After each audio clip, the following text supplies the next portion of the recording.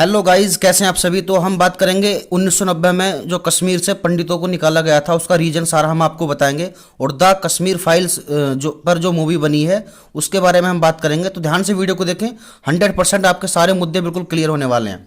ठीक है, देखो सबसे पहले हम बात करेंगे 2 जुलाई 1984, यानी कि 2 जुलाई 1984 को जो कश्मीर में मुख्यमंत्री थे उस समय गुलाम मोहम्मद शाह बने थे सीएम 1984 में। ठीक है, उसके बाद उन्होंने सबसे फर्स्ट निर्णय क्या लिया। उनका जो पहला निर्णय था, दंगे की शुरुआत देखो यहीं से हुई थी। पहला निर्णय था उनका कि सिविल जो एरिया जो है वहाँ पर जो मंदिर था उसे गिराकर मस्जिद बनाने का, यानी कि जो हिंदुओं का पंडितों का जो मंदिर था उसे गिराकर वहाँ पे मस्जिद बनाने का निर्णय लिया, जिसमें वहाँ के पंडितों ने यानी कि हिंदू लोगों ने जम कर प्रदर्शन किया उस चीज़ का। ठीक है, काफ़ी दंगे हुए और जम कर उस चीज़ का क्या हुआ, लगातार सड़कों पर प्रदर्शन चलता रहा।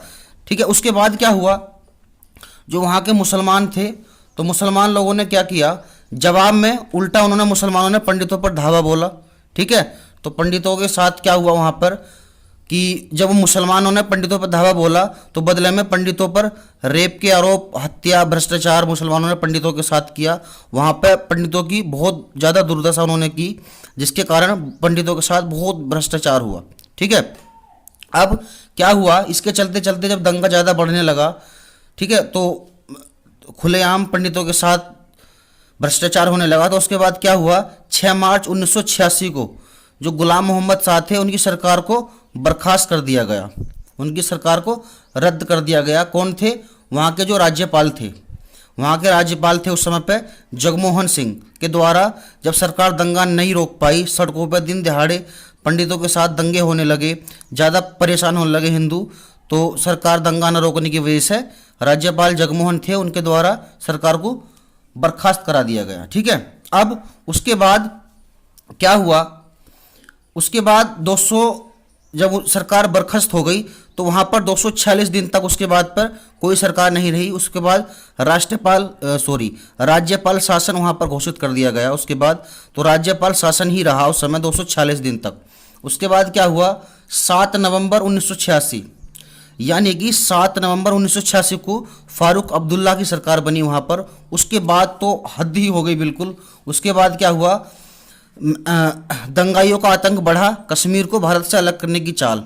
फारूक अब्दुल्ला वहाँ पे कुछ पाकिस्तान के घुसपैठिए थे और 2 देशों के घुसपैठिए मिलकर पाकिस्तानों को, कोई घुसपैठिए जो थे उन्होंने क्या किया कि कश्मीर को भारत से अलग करने की चाल चली और पंडितों पर लगातार अत्याचार होने लगे। दिन दहाड़े जो पंडित थे वहाँ की बहन बेटियों को सताना जाने लगा और दिन दहाड़े खूब जमकर हत्याएं होने लगी। उसके बाद क्या हुआ, उसके बाद जो थे हम आपको बताएंगे, वीडियो को ध्यान से देखते रहें, सारी डिटेल आपको मिलती रहेगी। 14 सितंबर 1989 में भाजपा नेता, जो भाजपा के नेता थे पंडित टीकालाल की हत्या कर दी गई। तो पंडित टीकालाल की हत्या होने पर कश्मीर पंडितों को भगाने की पहली साजिश थी। उस समय क्या थी, जो दंगाई थे, आतंकवादियों थे, जो पंडित टीकालाल थी उनकी हत्या करी। उसके बाद कई और नेता पंडितों की हत्या कर दी गई, जिसके कारण कश्मीर से पंडितों को भगाने की उन्होंने चाल चली, साजिश चली। इसके बाद कई और पंडित जो थे उनकी भी हत्या हुई लगातार और पंडितों पर घोर अत्याचार होने लगा। ठीक है, उसके बाद देखें 4 जनवरी 1990 में क्या हुआ, जब पंडितों पर अत्याचार होने लगा ज़्यादा, तो उर्दू का जो अखबार था उनका उस समय छपवाया कि सारे पंडित कश्मीरों को छोड़ दें, कश्मीर को छोड़ के चले जाएं। तो पंडितों के अंदर एक डर बांट दिया कि कश्मीर को जल्दी से जल्दी छोड़ें, इन्हीं उन्हें तबाह कर दिया जाएगा। उसके बाद क्या हुआ, चौराहे पर, मस्जिदों पर, स्पीकरों पर पंडितों को कश्मीर छोड़ने के लिए कहा। हर जगह चौराहे पर, गली में अनाउंस होने लगे, जो लाउड स्पीकर है उनके द्वारा पंडितों को क्या हुआ कि कश्मीर छोड़ने को कहा कि जल्दी से जल्दी वो अपनी कश्मीर को क्या करें, हमारी को छोड़ दें। इसके बाद क्या हुआ, इसके बाद लगातार हत्यारे लगे पंडितों के साथ। पंडितों से कहा कि अपनी औरतों को छोड़ें, अपने को औरतों को छोड़कर चले जाएं ताकि वो उनके साथ भ्रष्टाचार कर सकें। तो पंडितों का वहाँ पर घोर उपद्रव, इतना बुरा हाल कर दिया कि बहुत ज़्यादा अत्याचार उनके साथ होने लगा। लगभग फिर उसके बाद क्या हुआ, जब पंडित बहुत ज़्यादा परेशान हो गए तो लगभग 4 लोगों ने कश्मीर को, 4 लाख लोगों ने कश्मीर को डर के मारे वहाँ से छोड़ दिया। क्योंकि जब इतना अत्याचार हुआ तो वहाँ से ज़्यादातर पंडित क्या हुए, कश्मीरों को छोड़कर वहाँ से भागना शुरू हो गए, कश्मीर उन्होंने छोड़ दिया। तो इतना घोर अत्याचार और ये सब चीज़ वहाँ की सरकार देखती रही। उसके बाद देखो अब ये जो फिल्म बनी है, जो हम बात करें उसके बाद जो फिल्म बनी है, जो हमारी ये जो फिल्म बनी है, ये डायरेक्टर हैं, इन्होंने फिर से इस मुद्दे को भड़काया है। द कश्मीर फाइल्स पर जो फिल्म बनी है, ये इसके डायरेक्टर हैं विवेक अग्निहोत्री।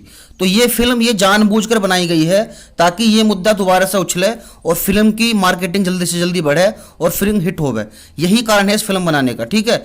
तो आप देख सकते हो फिल्म भी बहुत विवादों में है, इसीलिए फिल्म बनवाई गई है ये, इसीलिए डायरेक्टर ने फिल्म बनाई है ताकि ये 30 साल पुराना मुद्दा, 30-32 साल पुराना मुद्दा फिर से जल्दी उठे और पब्लिक तक फिल्म सुपर डुपर हिट रही, ठीक है।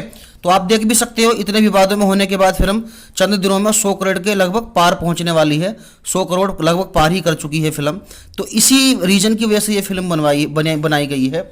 उसके बाद यदि आप देखें तो विवेक अग्निहोत्री को इस फिल्म की बनाने की वजह से विवेक अग्निहोत्री को धमकी भरे फ़ोन भी आए तथा कॉल्स भी आने लगे कि इस तरह की फिल्म आपने क्यों बनाई या इस तरह का आपने साहस कैसे किया करने का। उसके बाद सरकार ने क्या किया, सरकार ने वाई कैटेगरी की सुरक्षा दी है विवेक अग्निहोत्री जी को।